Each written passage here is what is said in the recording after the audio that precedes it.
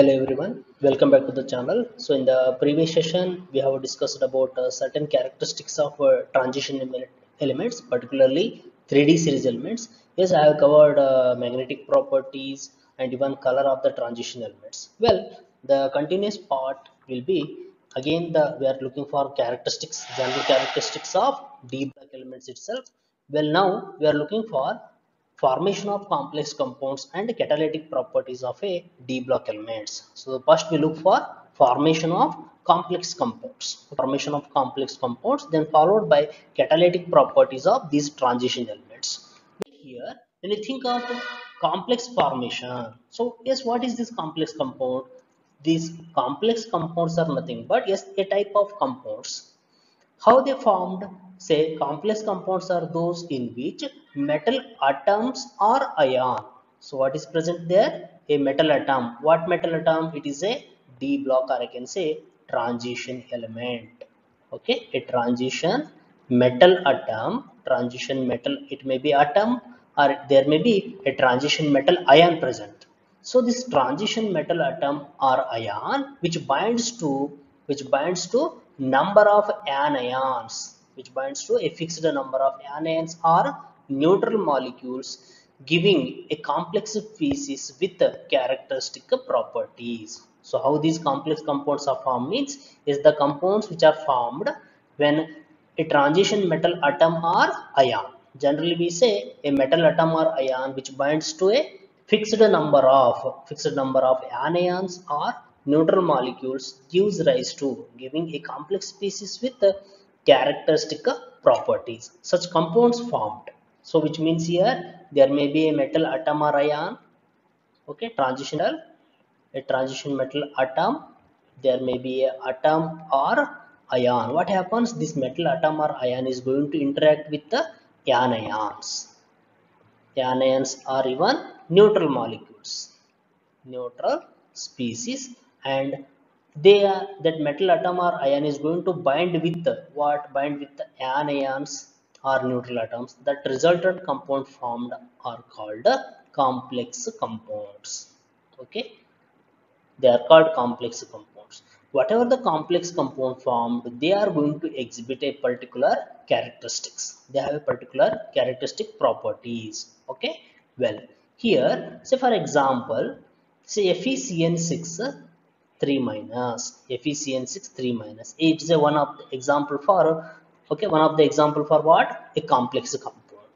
So what it is? Name of the complex is hexacyanidophenate, hexacyanidophenate 3 ion is a name. Now here what happened? What is the metal here? Iron. So Fe, which is present in 3 plus, so ferric ion present, is going to bind with what? Is going to bind with the 6 cyanide ion. So anion. So metal ion is there. So it is a metal ion. Metal ion binds with the cyanide. How many cyanide ions? 6 cyanide ions, which resultant will be a hexacyanidophenate 3 ion. A complex compound will be formed. Whatever the complex compound formed is going to exhibit a particular characteristic properties. So here what happened? A metal atom or ion which binds to a fixed number of anions or neutral molecules, giving a complex species with a characteristic properties. Okay, yes, similarly I can consider FeCN6 4 minus, so it is named as a hexacyanidophenate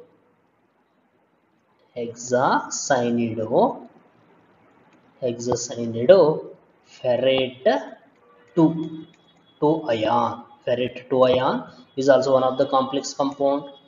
Well, say CuNH3 taken 4 times 2 plus cuprammonium or tetramine copper 2.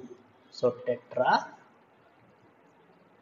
tetraamine, okay, ion, copper 2 ion, tetramine copper 2 ion.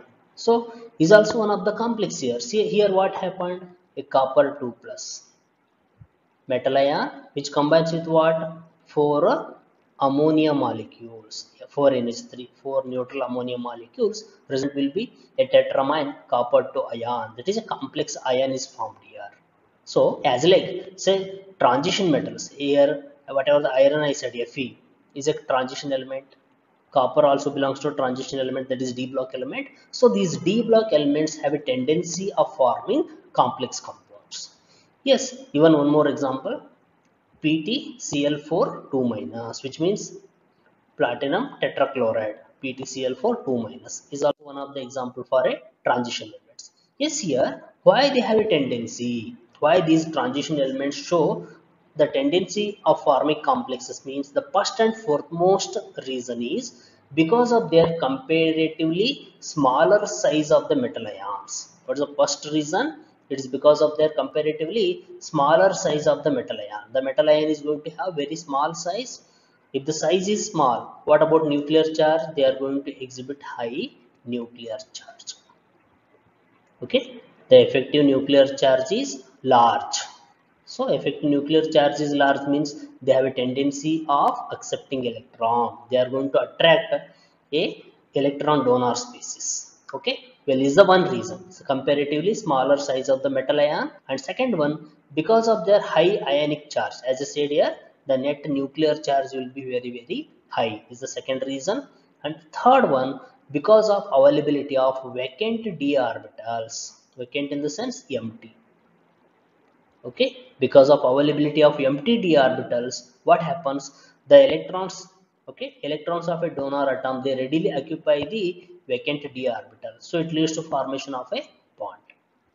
Okay, well, so why these transition elements show tendency of forming complexes means, what is the reason first we are quoting? It is because of their comparatively smaller size. Second reason because of high nuclear charge, I can say high ionic charges. And third one availability of vacant d orbitals. Okay, because of these three characteristics they show tendency of forming complexes. Okay, yes, what is the question we may get here? Why transition elements readily form complex bonds means, yes, due to small size, high ionic charge and availability of vacant d orbitals makes them to readily form a complex compounds. Okay, well, now coming to the catalytic property, that is catalytic properties of a transition elements. So before going for catalytic property, just I will recall the definition of a catalyst, the one which is discussed already. Okay, well, what is catalyst? Catalyst is a kind of substance. Okay,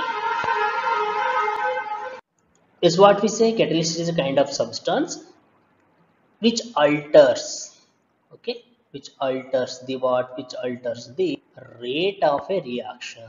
I mean relatively catalyst a kind of chemical substance which alters the rate of a reaction. So again further, alters in the sense we have two possibilities, yes or no, it may increase the rate of a reaction, or it may decrease the rate of a reaction. Yes, so if we consider catalyst, which is the substances, is going to alter the, which changes the rate of a reaction without involving, or I can say which will be regenerated at the end of a reaction, simply which alters the rate of a reaction. Well, alters in the sense I am considering two possibilities here. One is which may, it may increase the rate of a reaction, and second possibility it may decrease the rate of a reaction. So based on this, actually we are going to categorize the catalyst into two types. One is positive catalyst, second one is negative catalyst. Okay, catalyst ಅನ್ನು ಹೇಗೆ categorize ಮಾಡ್ತೀವಿ? Positive catalyst ಮತ್ತೆ negative catalyst ಅಂತ ಹೇಳ್ತೀವಿ. So meaning of positive catalyst, the one which increases the rate of a reaction. Negative catalyst, the one which decreases the rate of a reaction. Okay, so positive catalyst which increases the rate of reaction, and negative catalyst which decreases the rate of a reaction. Well, how it increases the rate of a reaction means by decreasing what, by decreasing activation energy. So positive catalyst increases the rate of a reaction by decreasing activation energy. On the other hand, negative catalyst decreases the rate of a reaction by what? By increasing activation energy of a reaction. So please remember, which is very important. Okay, well, now we concentrate on the positive catalyst, the one which increases the rate of a reaction by what? By decreasing activation energy. Well, now if I consider simple, so eating a junk food. If you eat a junk food, what happens? Say, if you have a junk food, what is the result? The result will be indigestion, and that person is going to end up with a stomach ache, right? Well, well, to overcome the indigestion, or I can say loss of appetite, to whom we are going to visit? Yes, we are going to visit the doctor, right? Yes, we are going to visit the doctor. Then further, that doctor will examine the individual suffering from that indigestion, or you can say stomach ache. Then doctor is going to suggest what medicine is going to prescribed by doctor. Yes, doctor is going to prescribe usually two medicines. One is pepsin, and another one is a multivitamin. These two medicines will be prescribed by the doctor. Well, what is pepsin then? Yes, pepsin is one of the enzyme. Yes or no? Pepsin is a kind of protein. Okay, pepsin is a protein, and it act as what? It act as a enzymes. So pepsin is an enzyme.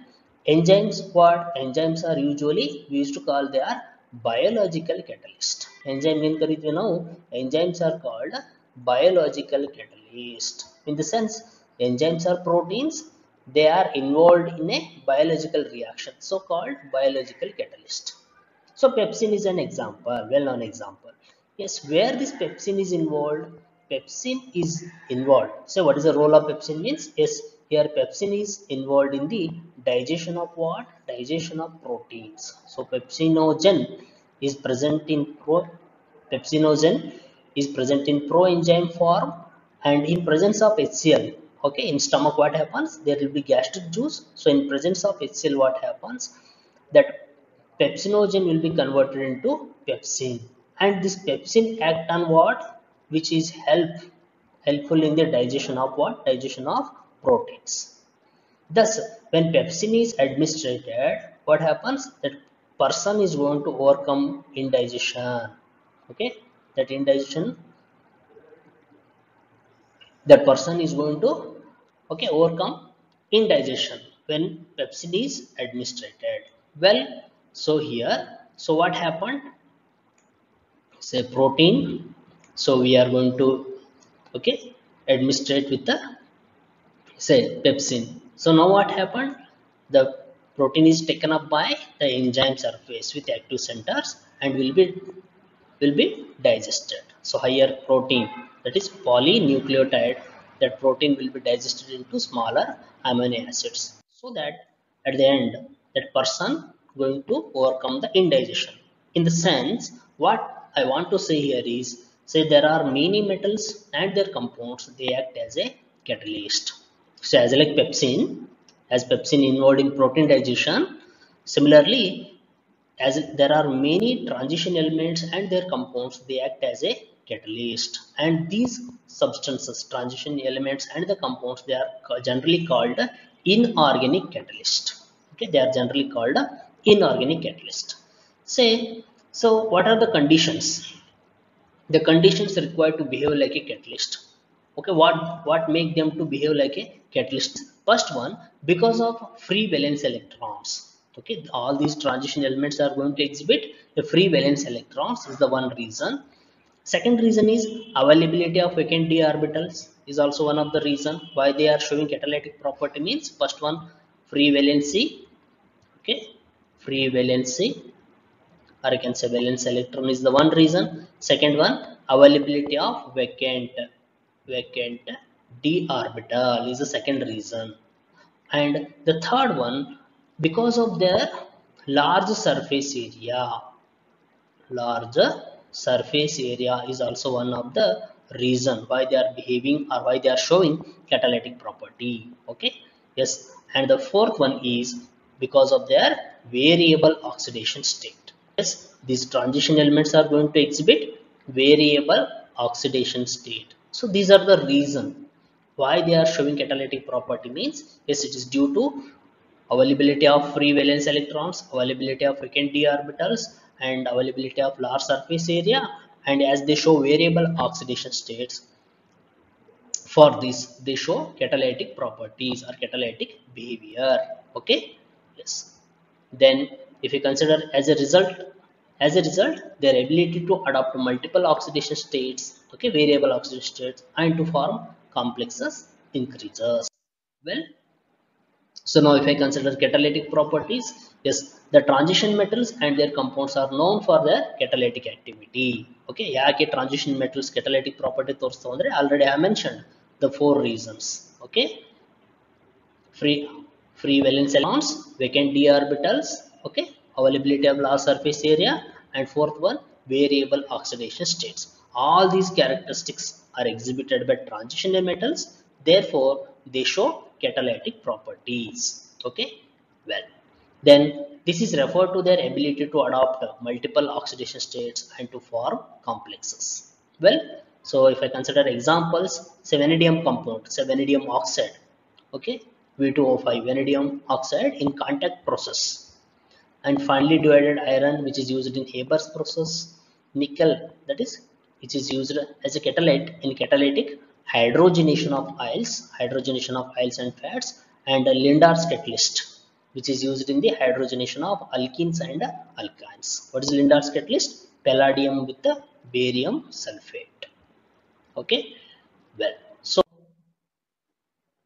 then further, if you consider the transition metal ions, so transition metal ions can change their oxidation state, so they become more effective as a catalyst. So if I consider transition metal ions, yes, they also show catalytic property because of their, okay, they're readily going to undergo either oxidation or reduction by changing their oxidation states. So for example, so iron 3 Fe3 catalyzes the reaction between iodide and persulfate ion. So here I'll consider reaction between iodide and persulfate. Yes, sir, 2O8 2 minus. So is the reaction 2I minus gives rise to S2, sorry, 2I minus plus S2O8 2 minus gives rise to I2 iodine plus sulfate. Persulfate is converted into sulfate ion. Now this reaction is catalyzed by, okay, if you consider the mechanism, so 2Fe3 plus, okay, ferric ion. Ferric 2Fe3 plus gives rise to 2Fe2 plus. So here 2Fe3 plus converted into 2Fe2 plus, which means what happened here? There will be a reduction by how many? Reduction by 2 electrons. So 2I minus gives rise to I2 plus 2 electron, which means the conversion of iodide into iodine, which is catalyzed by what? Ferric ions. If ferric ions are there, they readily catalyzes the reaction, so that ferric ions are get reduced to ferrous ion by accepting 2 electron, and iodide ions are get oxidized to iodine by releasing 2 electrons. The net reaction will be here 2Fe3 plus 2I minus gives rise to 2Fe2 plus I2. Okay, well, so 2Fe2 plus, whatever the ferrous ion formed, it reacts with the persulfate ion 2Fe2 plus S2O8 2 minus gives rise to ferric ion. Ferric ion will be regenerated and sulfate ions are formed here. So in the sense, what is the role of ferric ion here? It just catalyzes. Say at the end, ferric ion will be regenerated. Then what is the role here? Is going to catalyze the reaction. Okay, so we say ferric ions, iron 3 catalyzes the reaction between iodide and persulfate ion. Okay, well. Then coming to the MCQs, first one, why do we see color in the transition complexes? Yes, because of crystal field splitting. Yes, it is true. Because of DD transition. Yes, it is also true. Then because of electron emitting energy from higher energy level in the visible region of electromagnetic spectrum. Yes. So what it means? Say whatever the electron goes to higher energy level, while coming back to its ground state, what happens? It emits the radiations. So say electron emitting energy means, yes, whatever the excited electron which emits the energy, if this energy, that is radiation, falls in the what? Falls in the visible spectrum. Okay, if it falls in the visible spectrum, violet, indigo, blue, green, yellow, orange and red, that is visible region, it results will be, we are going to observe the color. Yes, it is also true. Then what is the fourth option? Then all of the above. Yes, what is the answer here? All of the above is correct. Okay, Next one, the splitting of d orbitals is called. The splitting of d orbitals is called dd transition splitting, crystal field splitting, crystal field transition, and fourth one d orbital splitting. So what it is called? The splitting of d orbitals is called crystal field splitting. So option B is correct. Okay. Well, the next question, catalyst increases first option energy of activation, second number of reactants reacting, okay, rate of reaction, both B and C. See here, catalyst increases. Catalyst do not increases the catalyst in the sense we have to think of positive catalyst here. So catalyst increases means it do not increases the energy of activation, it decreases the activation energy of activation. So it is wrong. So catalyst increases the number of reactants reacting. ಅಂದ್ರೆ ಎಷ್ಟು reactant react ಆಗ್ತಾರೋ ಆ number ಜಾಸ್ತಿ ಮಾಡುತ್ತೆ ಅಂತ ಹೇಳ್ತಾರೆ. Yes, it is true. Then it increases the rate of reaction. Yes, it is also true. Then what is the answer here? Both B and C is correct. Okay. Then coming to the next question, in which form solid catalysts are used? If I consider solid catalyst, in what form it is used? Is it in the form of lump, or it is in the form of finely divided powder, or is in the form of liquid, or in the form of gas? Yes, what form? Yes, we already considered the previous sessions. It is in the form of finely divided powder. Okay. Well, so with this I'm going to conclude about this session. Again in the next session we go for other concept. Okay, thank you, be safe.